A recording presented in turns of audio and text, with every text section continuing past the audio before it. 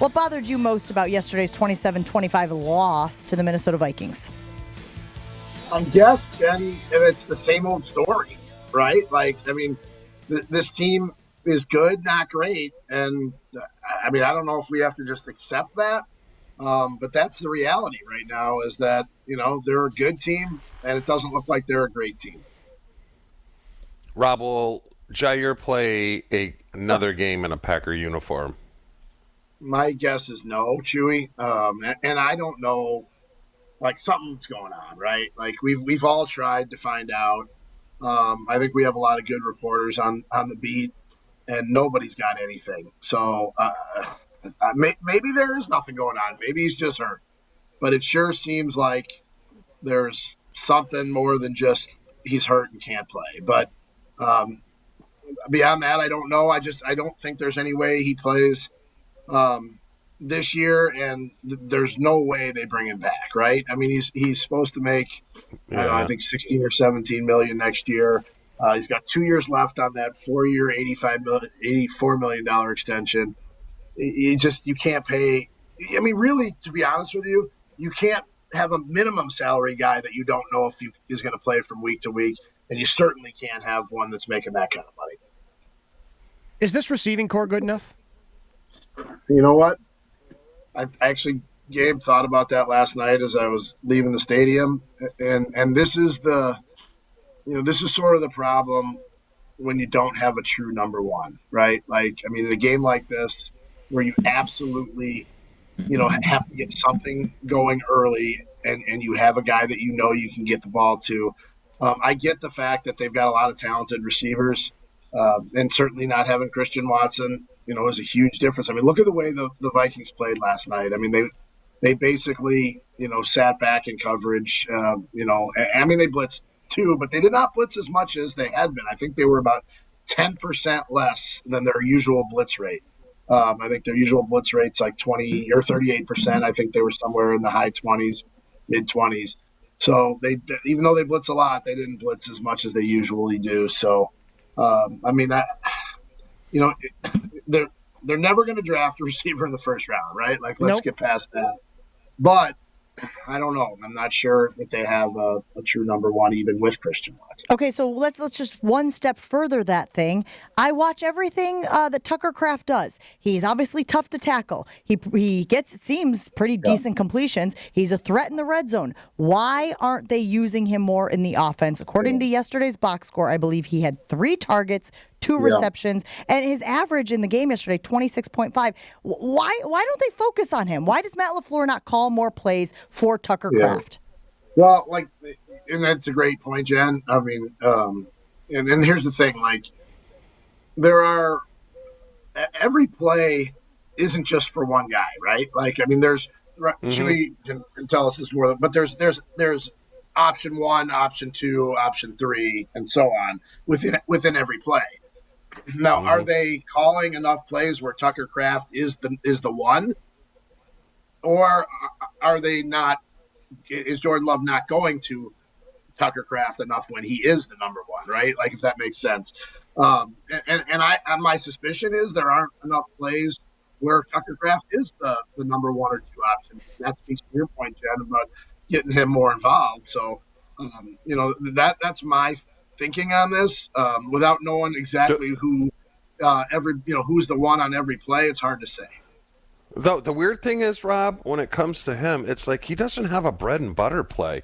Like, I had 3 bread and butter plays where Homer would be like, okay, this is a cat, a fox 2xy hook, y stick.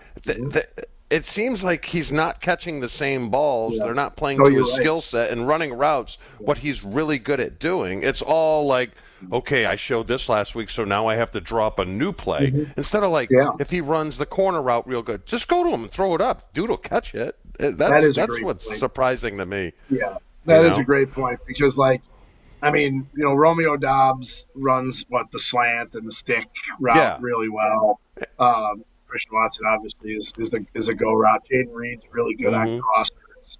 The one play that you seem to see Kraft is sort of the stay in and block for a second and then run. I guess it's a crossing route. Shuttle cross. Yeah, shallow cross, right? You see him coming across Yeah. the field, but it doesn't seem like he runs the seam route, or at least they don't throw it to him on the seam route very often. I mean, that was Yeah. Jermichael Finley's go-to, right? Mm-hmm. And Yeah. that's a great point. I had not thought of it that way.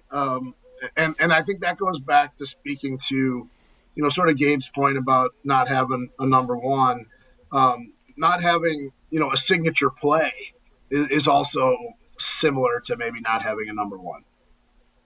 Rob, who do you think's better, Minnesota or Detroit? I still think Detroit, Chewy. I know they're banged up. I just think they're more complete. I think the quarterback is a little. I trust the quarterback a little bit more. Sam Darnold holds on to the ball a long time, man, like a really long time. And now maybe that was a product of they didn't get much pass rush and he's able to hold it. But it seemed to me like and I haven't watched the film yet, but it seems to me like, man, he's this close to making a mistake in the pocket. Like, and he bounces, managed to get it off last night, and not take many sacks and not really throw the ball in harm's way. But when push comes to shove, I think I would trust the quarterback in Detroit more. Well, you and I watched the same game because, to be perfectly honest with you, that was my biggest frustration in the first half was, they're getting pressure, but they're not getting home.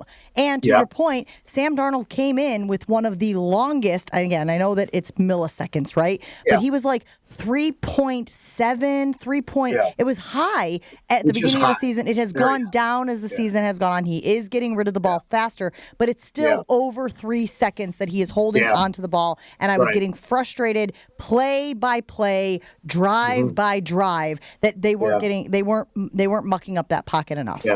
Yeah, I talked to one of the scouts from another team that was scouting the game for a potential future opponent at halftime, and I said, "Boy, I can't believe how long he holds the ball," and the guy goes, "He's been doing that all year." It's crazy because 2.5 seconds is like the standard, right? Like that's the base. Like usually you get it out. So anything over 3 is really, really long in football terms. What can Matt LaFleur do to get his team off to faster starts? Because in these 5 losses, they have 9 points in the first quarter, and he seems to then step up to the podium after the game and say, "Hey, this is on me." Is he too tight? Does the pressure get to him in these games? What's the biggest reason for all this? Well, they tried taking the ball a bunch. Game. Sometimes it's out of your control. But last night they won the toss and took the ball, which I think in a difficult road environment, maybe isn't necessarily the right thing to go way to go because it's 0-0. The crowd's going to be amped big time, and you're going out there on offense when the crowd is totally psyched. Like if you defer and go on defense first and you get a stop right away. Maybe it takes the crowd out of it a little. I understand the flip side is if you go down and score, you've taken the crowd out of the game right from the start. But that's when the crowd, they're not going to be out of the game during that drive until you score. You know what I mean? Like it's such an incredible, and look, I don't know if you've been here, Chewy, to the new place, but it's not like the Metrodome was, but it's the closest thing. It's the closest thing in the league to that. And I know everybody wants to talk about Kansas City and Seattle. There's no place as loud as this. It was loud. You could hear it on television. Yeah, it's and maybe it's just that it's an open air press box, and in Seattle we're sealed in the press box and the windows. But man, this place is loud. It's louder than Detroit. It's louder than New Orleans. And I think that whatever you think of the Vikings, they do an unbelievable job with their game day presentation because it is a factor in how difficult it makes it on offense. Well, and meanwhile, you got Matt LaFleur yelling at the fans about the wave.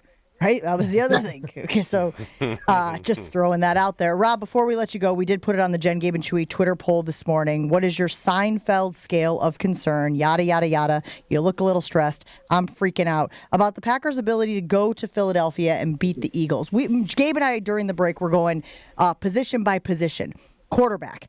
They got the edge on the quarterback, I think. Running back. They got the edge on the running back. Wide receiver core et al. I think they have the edge there as well. And then, of course, they have one of the best defenses in the league. Doesn't feel like the Packers win any of those matchups, but maybe I'm wrong. How should fans feel about that matchup if that's who they have to play in their first game of the playoffs? I think it was the Kenny Rogers Roasters episode where Harry moved over to Kramer's apartment, and then he started acting like Kramer. And he walked in and he goes, "Oh, I'm stressed." I'm stressed. You got to get rid of Mr. Marbles. My rods and cones are all messed up. Rods and cones. Oh, that's a shame. All right, Rob, we appreciate you. Thanks for hanging out with us. Have a good one, and we'll talk to you again soon.